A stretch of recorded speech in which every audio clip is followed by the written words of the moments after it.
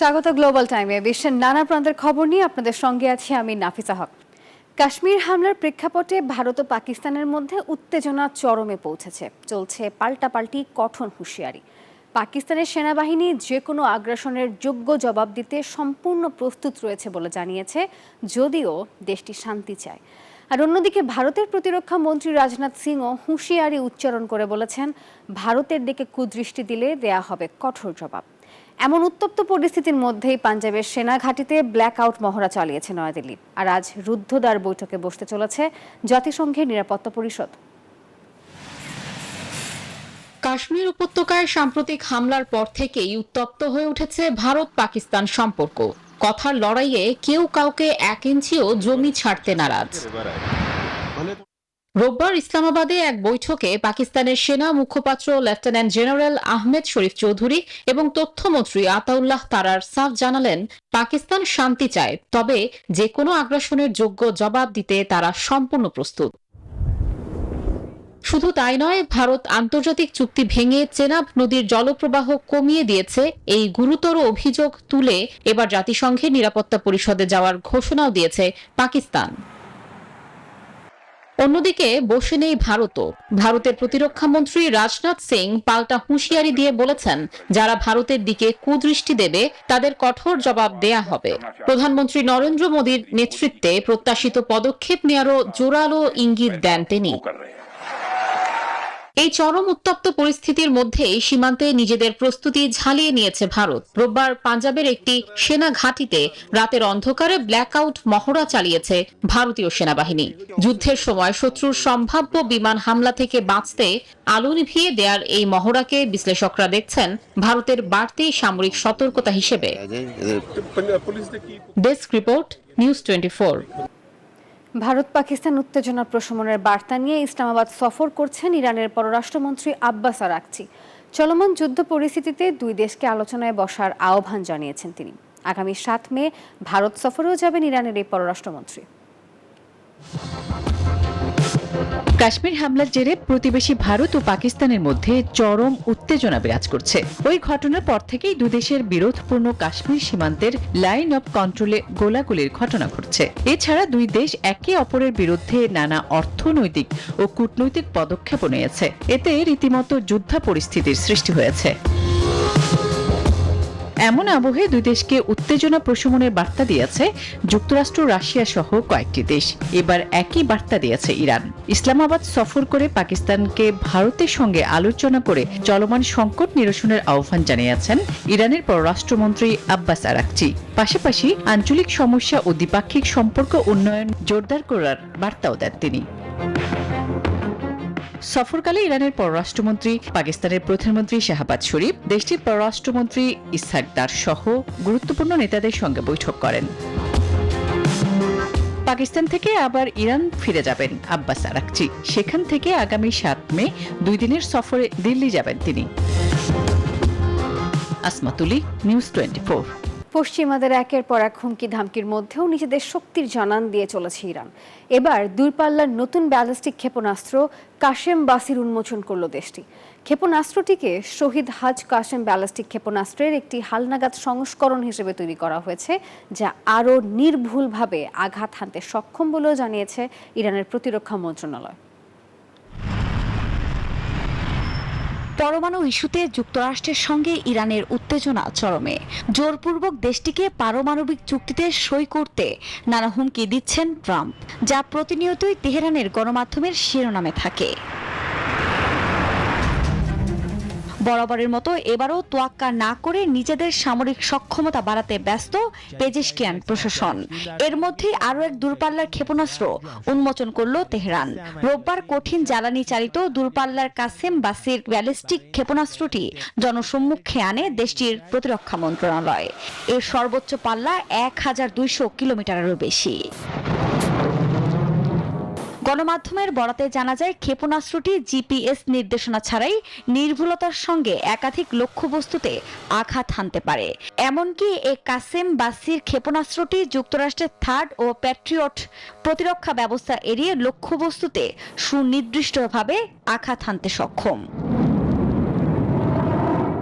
এদিকে 12 এপ্রিল থেকে টানা 3 শনিবার ইরানের পারমাণবিক কর্মসূচি নিয়ে ওমানের মধ্যস্থতায় তেহরান ও ওয়াশিংটনের মধ্যে আলোচনার পর নতুন ক্ষেপণাস্ত্রটি উন্মোচন করল ইরান।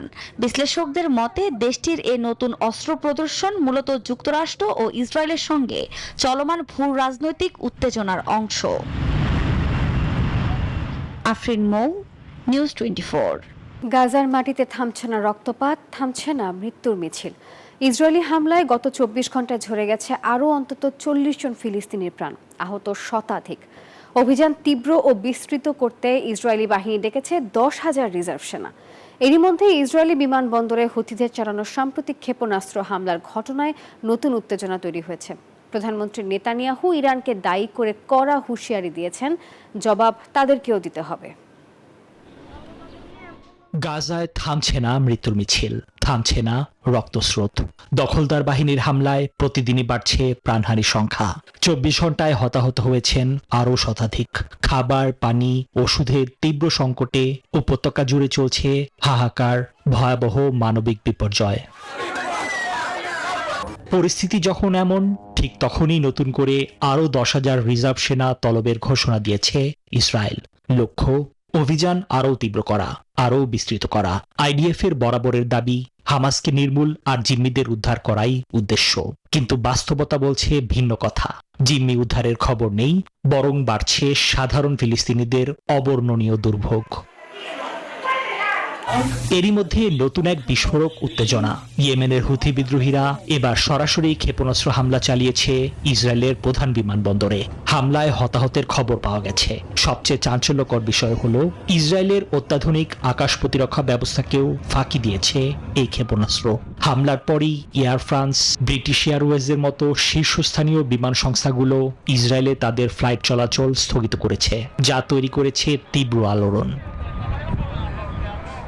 এই হামলার পরেই কড়া জবাবের হুঙ্কার ছেড়েছেন দখলদারদের প্রধানমন্ত্রী বেনিয়ামিন নেতানিয়াহু।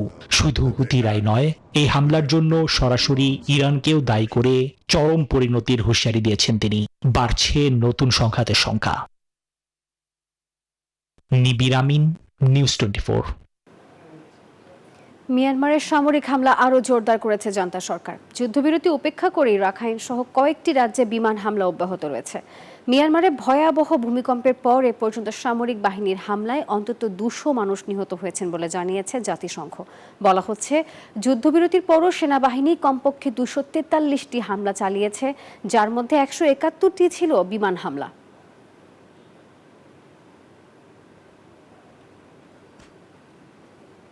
মোদির যুদ্ধবাজ মন্তব্যের প্রভাব পড়ছে সাধারণ মানুষের ওপর। বিশেষজ্ঞদের বরাতে এমনই এক চাঞ্চল্যকর প্রতিবেদন প্রকাশ করেছে পাকিস্তানের সংবাদ মাধ্যম জিও নিউজ। প্রতিবেদনের তথ্য মতে ভারতীয় প্রধানমন্ত্রীর সংঘাতমূলক বক্তব্য উপমহাদেশের লক্ষ লক্ষ মানুষের মানসিক সুস্থতাকে ঝুঁকির মধ্যে ফেলছে। I say to the whole world, India will identify, track and punish every terrorist. পেহেলগামে সন্ত্রাসী হামলার পর থেকে পাকিস্তানকে অভিযুক্ত করে বিভিন্ন পদক্ষেপ নিয়েছে ভারত।